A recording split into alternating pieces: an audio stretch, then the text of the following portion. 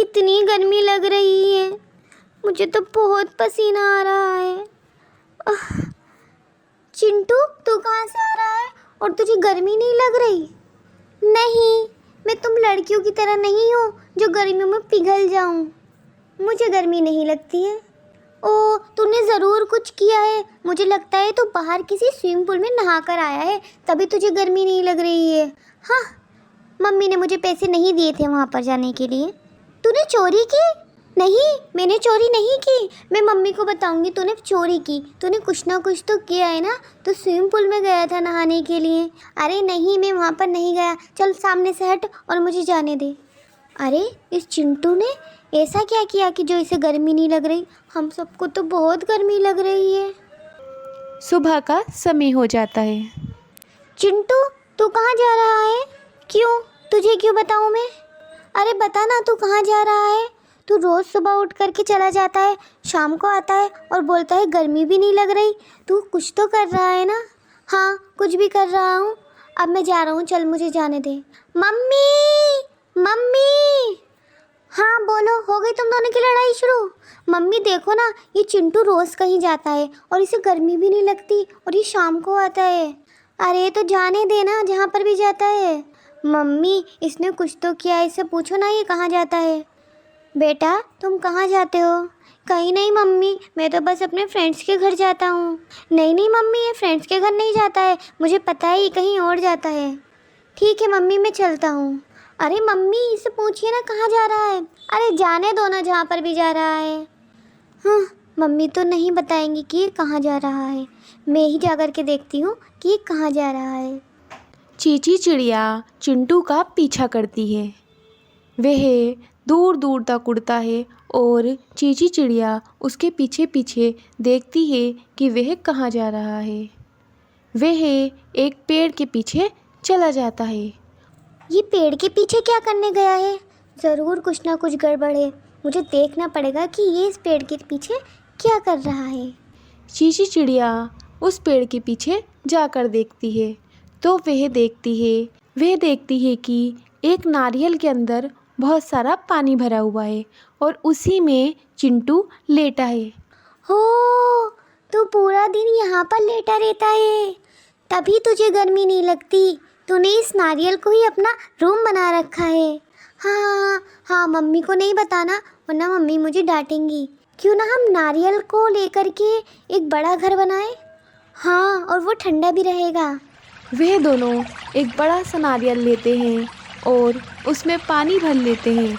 उसी को swimming pool बना लेते हैं और खूब मस्ती करते हैं। मम्मी मम्मी, कितनी गर्मी हो रही है ना, मुझे बहुत गर्मी लग रही है। हाँ, आप एसी लगवा लीजिए। बेटा, हमारे पास इतने पैसे नहीं हैं कि हम एसी लगवा लें, और तुम्हें तो पता है ना, तुम बहुत छोटे थे तभी तुम्हारे पिताजी का देहांत हो गया। मम्मा, मेरे सारे फ्रेंड्स के घर एसी है, मुझे भी एसी चाहिए। मुझे नहीं रहना है इस घोंसले में, यहाँ पर बहुत गर्मी लगती है। बेटा, ऐसा नहीं कहते, अभी हमारे पास पैसे नहीं हैं। जब हमारे पास पैसे होंगे तो हम एसी लगवा लेंगे। नहीं नहीं नहीं, मुझे भी ठंडा घर चाहिए। मुझे ऐसे गर्म घर में नहीं रहना, मुझे ठंडा घर चाहिए, मुझे ठंडा घर चाहिए। ओफो, ये तो ज़िद किए जा रहा है। क्या करूं, इसे ठंडा घर कहाँ से ला के दूँ? ठीक है बेटा, मैं तुम्हारे लिए एक बहुत ठंडा घर बनाऊंगी, ठीक है? ये वादा चींची चिड़िया अपने बेटे से कर लेती है। वह सोच रही होती है, मैंने इससे वादा तो कर लिया है कि मैं एक ठंडा घर लेकर आऊँगी, क्योंकि एसी के तो पैसे हमारे पास नहीं हैं। लेकिन मैं ठंडा घर लाऊँ कहाँ से, कुछ समझ नहीं आ रहा है, क्या करूँ? अचानक से उसके मन में एक उपाय आता है। मैं एक काम करती हूँ, मैं तरबूज को ही अपना घर बना लेती हूँ, वो ठंडा भी होगा। हाँ, मुझे यही करना चाहिए। चींची चिड़िया उड़कर तरबूज की फसल पर जाती है। वहाँ वह एक मोटा सा तरबूज देखती है। ये तरबूज तो बहुत अच्छा है और ये बहुत ठंडा भी है, मैं इसी को अपना घर बना लेती हूँ। ये सोचकर वह तरबूज को उठाकर जंगल में ले आती है। वह तरबूज को काटती है और उसे एक बहुत सुंदर घर में बदल देती है। अरे मम्मा, ये क्या बेटा आपके लिए ये ठंडा ठंडा घर है। वाह, ये तो बहुत ठंडा है और ये कितना अच्छा है। मम्मा ये घर कितना प्यारा है और कितना ठंडा है। अब तो हम पूरी गर्मियाँ आराम से ठंडे ठंडे घर में रह सकते हैं। हाँ बेटा, अब पूरी गर्मियाँ हम इस ठंडे ठंडे घर में रह सकते हैं। वह दोनों बातें कर ही रहे होते हैं कि वहाँ पर काला कौवा आ जाता है। चीची चीची, तूने मेरी प्लेट से एक तरबूज चुरा लिया। अरे कालू भैया, मेरा बेटा बहुत जिद कर रहा था कि उसे ठंडा घर चाहिए, इसीलिए मैं आपके प्लेट से एक तरबूज उठा लाई। तूने चोरी की, तू चोर है। अब मैं सबको बताऊंगा कि तू चोर है। नहीं नहीं कालू भैया, आप किसी को मत बताइए, मुझसे गलती हो गई है, मैं इसके पैसे दे दूंगी। सॉरी अंकल, ये सब मेरी वजह से हुआ।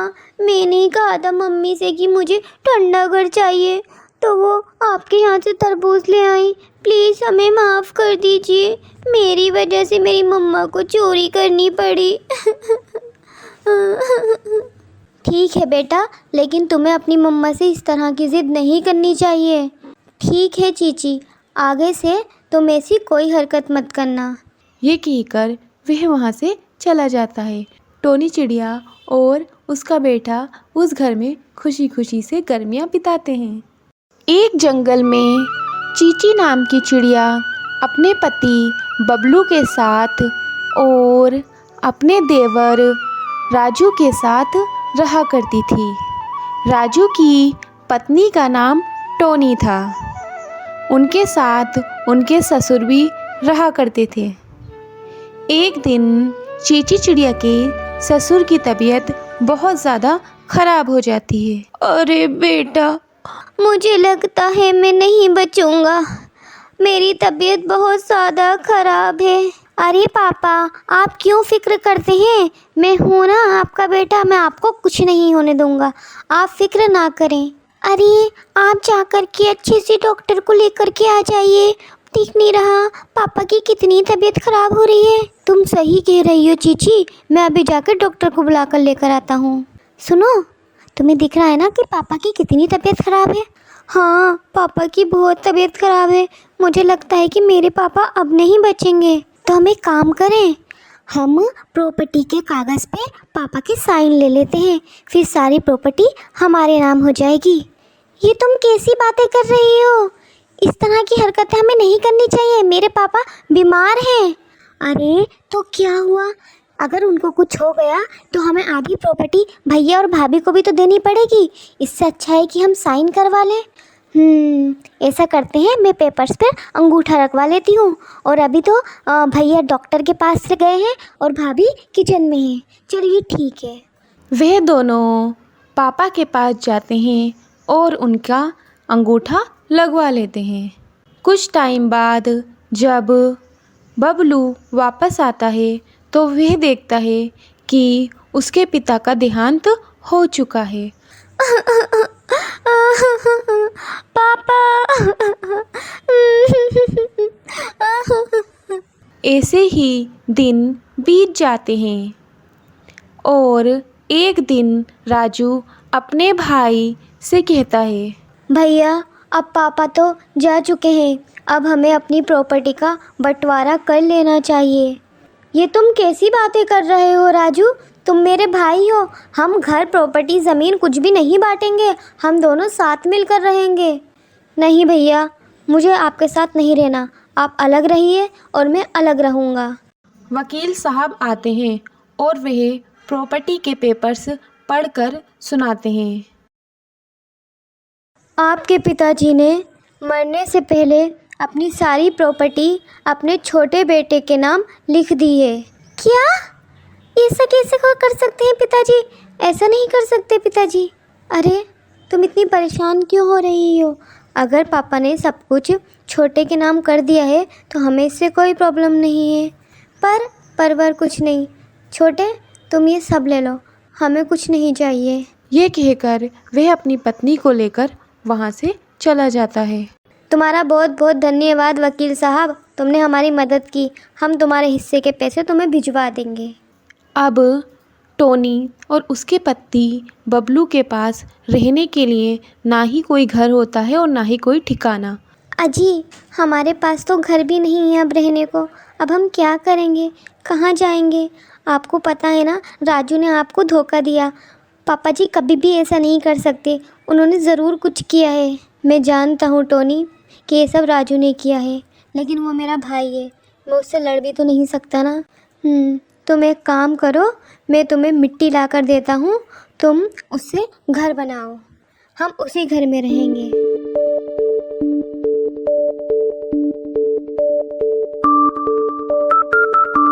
वह दोनों मेहनत करते हैं, मिट्टी लाते हैं, गोबर लाते हैं और उसी से घर बनाते हैं और घर बनाकर उस घर में खुशी खुशी रहने लगते हैं। वहीं राजू को बिजनेस में बहुत नुकसान होता है और उसे अपना घर बेचना पड़ता है। मेरा घर चला गया। अब क्यों रो रही हो? ये घर वैसे भी हमने बेईमानी से लिया था। भगवान के घर देर है अंधेर नहीं। मैंने अपने भाई को धोखा दिया, अपने पिताजी को धोखा दिया, अपनी माँ जैसी भाभी को धोखा दिया, तो मेरे साथ तो ये होना ही था ना। वह उस घर को बेच देते हैं और रोड पर बैठे होते हैं। हमारे पास तो घर भी नहीं है, हम तो बेघर हो गए। अरे छोटे, तू क्या कर रहा है यहाँ पर? भैया मुझे माफ़ कर दो, मैंने ही सब कुछ किया था, मैंने ही धोखे से प्रॉपर्टी ले ली थी, इसीलिए मुझे बिजनेस में नुकसान हुआ और मुझे घर प्रॉपर्टी सब बेचनी पड़ गई, मुझे माफ़ कर दो। कोई बात नहीं छोटे, हमारा घर है तो हमारे साथ हमारे घर पर रहे। वह लोग फिर उस गोबर के घर में साथ साथ रहने लगते हैं।